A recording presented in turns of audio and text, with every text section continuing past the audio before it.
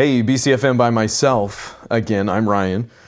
These are quick little one-off reviews that we do by ourselves. Normally behind the Patreon paywall, the one other that we have done. But I think this might venture out to the greater YouTube. So if you're watching it there, consider Patreon.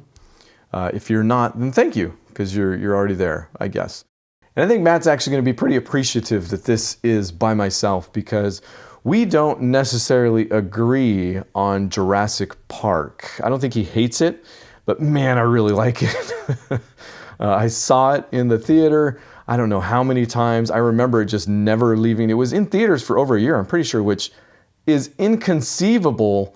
Like, I don't even love The Princess Bride, but it's inconceivable to think that a movie nowadays would stay in theaters for that long. It just, even if it's worth it, right? That just feels like losing money to the people that care type of thing. So I love Jurassic Park. I even have a special place in my heart for Lost World, Jurassic Park 3, and yes, Jurassic World, I think, succeeded in everything it was trying to do. I think it successfully kind of relaunched the franchise.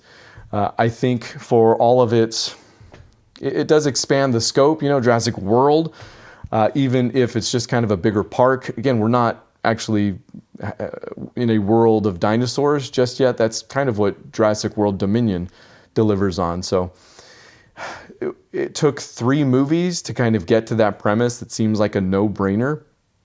But what Jurassic World was able to do is keep it intimate still. Like, I don't care what you think about Chris Pratt or Bryce Dallas Howard and the kids that were in the film. I think that all came together really well, and it totally worked for me. And again, that's also what I think Jurassic Park did so well. It is, like, for all of the worlds that was opening up, you know, just even technologically, it manages to stay pretty darn intimate between that group of people. Jurassic World, I think, did the same thing. Maybe not as intimate, but still. Fallen Kingdom fell off for me. I wasn't super happy about that. I probably did talk about it on Book Club for Movies at some point. Go find that episode. But really, they begin to kind of lose the plot. And I guess I should preface this with, I don't like being the guy that gives any sort of review based on expectations. You know, like, I expected it to be this and it wasn't. Bad review. That doesn't make any sense to me, even if, you know, it's kind of an impulse that I think we all need to resist, myself included. But I also don't want to be the guy that's like, well, this isn't really a Jurassic Park movie, because again, I feel like that sets up expectations. You want franchises to grow, to do something different, always want to give them a chance. Having said that, Jurassic World Dominion isn't really a Jurassic Park movie. Jurassic World Fallen Kingdom, also, that's probably, again, where we started to lose the plot. So while that movie, Fallen Kingdom, ends with the movie you want to see, the dinosaurs are loose in the world, like, oh man, I'm finally going to see just chaos, right?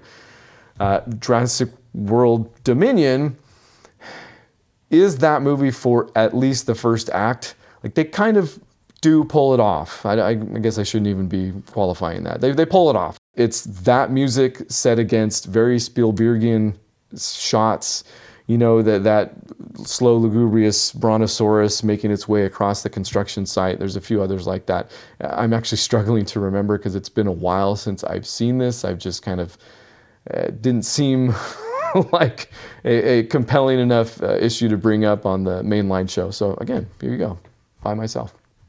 But for that first act, Dominion really does nail it. I'll even say, bringing back the original characters, you know, Ian Malcolm or Jeff Goldblum, Laura Dern, Sam Neill, fantastic. Like, where have they been? What have they been doing? What are they like now? That's done well right up front. Yeah, it is. And then, again, it loses all sense of intimacy. The CIA is involved. There's underground dinosaur fighting rings, which again sounds like a good idea, right? Especially if you're doing Jurassic World finally. The dinosaurs are loose in the world. What would happen? What sort of underground, you know, black markets would pop up? Sure. But that really feels like it takes center stage above what's going on with any of the characters, and same with the action set pieces. It's like, oh, wouldn't it be cool if this? And yeah, I guess it would be, but what if I cared about it too? It all kind of culminates in an end of world scenario as well. So they're pulling out all the stops and you kind of don't care about any of them. So with all that, I feel like the question is, if it's not a Jurassic Park movie, it's not technically even a Jurassic World movie maybe, is it a good one of whatever it is? Yeah, probably is. I think you'll have some fun with it. Again, the money's all there on the screen. The set pieces, the action, you see a lot of it in the trailer. It's got that thing going for it too. You want to see the best parts in the movie, go watch the trailer maybe. It's just, it doesn't ever rise above any of that, in my opinion. And I'm the last person that wants to be saying that about a Jurassic World or Park movie or whatever. So take that for what it's worth, and I'll go home.